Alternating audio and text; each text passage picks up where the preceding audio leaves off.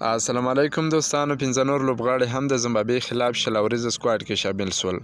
ویډیو تر اخره را سره وګورئ. که په دې چینل کې نوی یاست افغان خوشحال یوټیوب چینل هم در سره سبسکرایب کړئ. پرون افغانستان کرکټ بورډ د زمبابوې خلاف د شل اوریزو لوبو لپاره 15 کسیزه لوبډله اعلان کړه چې د مینوالو د سخت غبرګون سره مخ سوه. ډیرو کرکټ پوهانو، مبصرینو او مینوالو پرې نیوکې وکړې.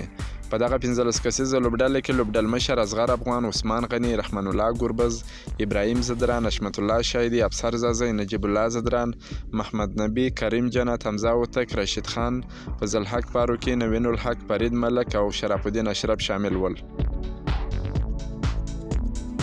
خو اوس تازه کرکټ بورډ پر خپله رسمي فیسبوک پاڼه خبر ورکړی دی چې 15 نور لوبغاړي هم د شل اوریزه سکواډ برخه وګرځېدل.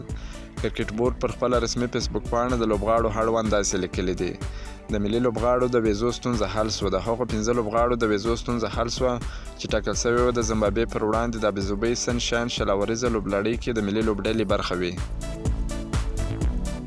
د 15 لوبغاړو ویزې تېره شپه ناوخته ترلاسه سوه چې د دوی له منځه حمید حسن، ګلبدین نایب، مجیب رحمان او وقار سلام خیل بنن او عظمت الله عمرزی به سبا د زمبابوې پر وړاندې د ابوظبي سنشاین شل اوریزه لوبلړۍ کې د ملي لوبډلې سره د یوځای کېدو په موخه متحده عربي اماراتو ته روان سي. افغانستان له زمبابوې سره 3 شل اوریزه لوبې لري چې کرکټ بورډ ورته له 100 زیات لوبغاړي اعلان کړي دي.